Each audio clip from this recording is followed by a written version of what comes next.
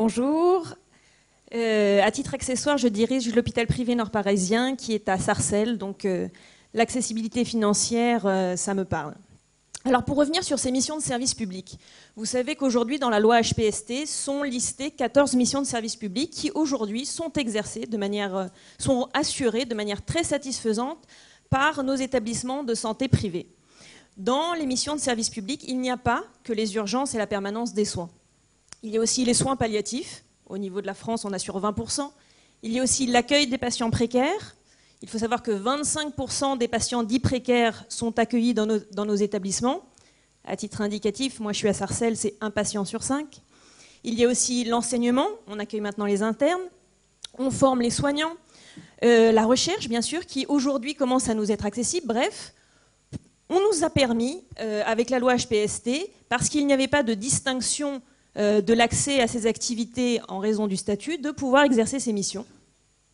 Et qu'en est-il aujourd'hui? On les exerce de manière tout à fait satisfaisante. Il n'y a pas de problème, sinon on le saurait. Et de surcroît pour des financements qui sont 2 à 3 fois inférieurs à ceux attribués aux hôpitaux publics pour les mêmes missions. Donc aujourd'hui, qu'est-ce qu'on nous dit? Dans ce projet de loi, que nous n'aurons plus accès à ces missions de service public. Non pas parce qu'on le fait mal, non pas parce que ça coûte trop cher, mais simplement parce que nous sommes des établissements privés. C'est clairement ce qu'a dit Lamine Garbi, le droit de naissance. D'un côté, on aura ceux qui auront le droit, peu importe la manière dont ils font, peu importe qu'ils remplissent ou non des conditions, ils auront le droit. C'est les publics et les associatifs. Et nous, on est les vilains petits canards, et vous avec nous, on n'aura pas le droit. Alors on devra remplir un certain nombre de conditions, parmi lesquelles l'absence totale de facturation aux patients, de dépassement de tarifs ou d'honoraires. On pourrait se dire, oui, c'est vrai, c'est l'accessibilité financière, l'accessibilité des patients, c'est une noble intention, hein, et on comprend les associations de patients qui ne peuvent être que pour l'accessibilité financière, sauf que ce n'est pas vrai. Ce critère n'est absolument pas un critère d'accessibilité financière des patients. C'est juste un critère anti-privé. Pourquoi? Si le gouvernement voulait réellement s'intéresser à l'accessibilité financière aux soins, on imposerait cette même condition aussi bien aux établissements publics qu'aux établissements privés. On ne va pas nous faire croire que les 70 millions de dépassements d'honoraires qui sont facturés chaque année par les médecins dans les hôpitaux publics sont compatibles avec la notion de service public.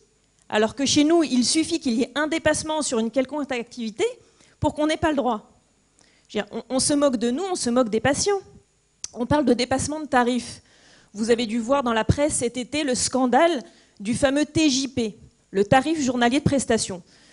Pour faire simple, les hôpitaux publics ont le droit, pour les séjours qui sont exonérés de tickets de modérateur, de facturer ce fameux TJP. Et ce qui est incroyable, c'est que ce TJP, on ne sait pas comment il est calculé. Le 60 millions de consommateurs a fait une étude, ça représente un surcoût pour le patient ou sa mutuelle entre 360 € par jour jusqu'à 2230 € par jour. Et bien évidemment, le patient n'en est pas informé avant. Vous vous imaginez, vous, faire un dépassement d'honoraires sans prévenir au préalable le patient? Non, mais les directeurs d'hôpitaux, ils ont tout à fait le droit. Il n'y a aucune justification, aucune information préalable. C'est clairement un dépassement de tarif. Mais ça, pour le gouvernement, ce n'est pas incompatible avec l'accès aux soins. Juste pour que vous vous rendiez compte, ça représente quand même chaque année 1 milliard d'euros à la charge du patient et des mutuelles. Donc, clairement, on voit bien que là, on ne s'intéresse ni aux patients ni à l'accessibilité financière aux soins.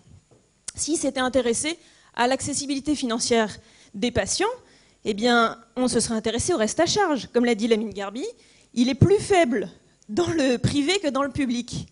Donc, très clairement, ça ne les intéresse pas. Si le gouvernement s'était intéressé à l'accessibilité financière, on nous aurait dit créer des filières secteur 1, créer des filières secteur 2. Comme ça, tout le monde pourra accéder aux soins. On sait très bien qu'aujourd'hui, nos établissements privés sont partout, dans les communes favorisées comme dans les communes défavorisées. On est là où sont les patients, avec vous. Sauf qu'aujourd'hui, ça ne les intéresse pas. Nous, on sait faire ça. Je veux dire, dans nos services d'urgence, il n'y a pas de dépassement d'honoraires. Quand on accueille tous les patients CMU, CMUC, AME, il n'y a pas de dépassement d'honoraires. Près de 60% de nos séjours sont sans dépassement d'honoraires. Donc on sait faire, mais ça n'intéresse pas. Très clairement, cette loi, elle nous laisse 2 possibilités à nos établissements de santé. Soit on décide d'accéder aux services publics hospitaliers en l'état, si la loi a été votée. Et donc ça veut dire que nous, on va devoir vous interdire de faire des dépassements d'honoraires qui sont par ailleurs autorisés par la loi.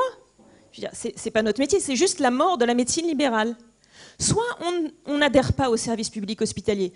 On pourrait se dire, ben, on n'est pas obligé, tout le monde ne veut pas faire des urgences, sauf que, comme je vous l'ai dit, c'est pas que les urgences. Et que les mécanismes qui sont présents dans cette loi sont particulièrement pervers. Parce qu'on va arriver aux nouvelles autorisations, à nouvelles autorisations d'activité, nouvelles autorisations d'équipements lourds. Une IRM qui veut une IRM, faites pas partie du service public hospitalier, c'est dommage. Ce sera l'hôpital public qui est en face, qui n'a pas l'activité, qui n'a pas les médecins, mais il fait partie du service public hospitalier, ce sera pour lui. Idem renouvellement d'autorisation d'activité des urgences. C'est dommage, vous ne faites pas partie du service public hospitalier. Donc on voit, et ça c'est que sur les premières activités, mais après on va s'attaquer à toute la cancérologie. Aujourd'hui, un patient sur 2 qui atteint d'un cancer est traité dans le secteur privé par des médecins libéraux. Mais croyez bien que toute cette filière est largement attaquée par le biais notamment de l'accès à la recherche, qui aujourd'hui est verrouillé pour qu'on ne puisse pas y accéder. Donc on voit que petit à petit, très clairement, ça ne va pas être spécialement, ça va pas être juste demain, c'est ça qui est très pervers, petit à petit, on va marginaliser les établissements privés et leurs médecins, et on va très clairement arriver à la disparition, à des pertes d'activité majeures, et à complètement mettre de côté toute l'hospitalisation privée. Donc nous, vraiment, on s'est retrouvés dans ce mouvement, dans ce front uni. Sur l'Île-de-France, pour que vous vous rendiez compte, sur 215 établissements, 102 exercent aujourd'hui une mission de service public. Donc on se sent tous très concernés. Même si ce n'est pas directement aujourd'hui par les missions fixées dans le décret, on sait très bien que ce sera demain, pour les ARS, un moyen très simple de nous exclure des renouvellements d'autorisation et de nous exclure des financements. C'est très clair. Donc on est très mobilisés. Le COMEX, comme vous l'a dit Lamine Garbi, a décidé, il y avait tous les présidents de groupe, de bien sûr suivre le mouvement, mais ça s'était fait depuis longtemps, a décidé l'arrêt d'activité à partir du 5 janvier, et les consignes ont été données pour une déprogrammation 5, 6, 7 janvier, et également au niveau des services d'urgence, de tout renvoyer vers les hôpitaux publics.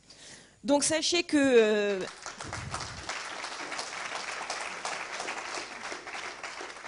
ça a mis un peu de temps à démarrer, mais ça y est. Les directeurs de cliniques et hôpitaux privés ont écrit à leurs ARS pour leur dire ce que nous faisions.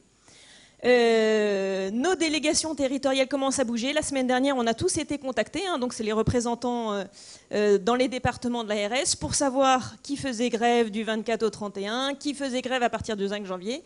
Et croyez-moi qu'on leur a bien dit qu'il n'y aurait personne, que tout le monde faisait grève et qu'on était tous mobilisés, donc ça les inquiète. On les a questionnés pour savoir s'ils allaient réquisitionner. Ils ont dit qu'ils ne savaient pas, ils étaient en train de voir ici et là comment ça se passait. Donc c'est vraiment extrêmement important dans les établissements. Aujourd'hui, on voit bien qu'il y a une vraie synergie. Il y a eu des CME dans de nombreux établissements où les médecins ont commencé, soit commencent à partir du 24, soit après, à partir du 5, et se mobilisent. Et c'est en train de remonter aux ARS. C'est ça qui est très important. C'est que nous, on puisse faire remonter, parce qu'on est interpellé par les ARS, faire remonter l'arrêt d'activité, les mouvements de grève que vous faites, que nous, on s'associe bien sûr au mouvement, mais pour faire monter la pression et qu'on puisse reporter et réécrire cette loi. Merci.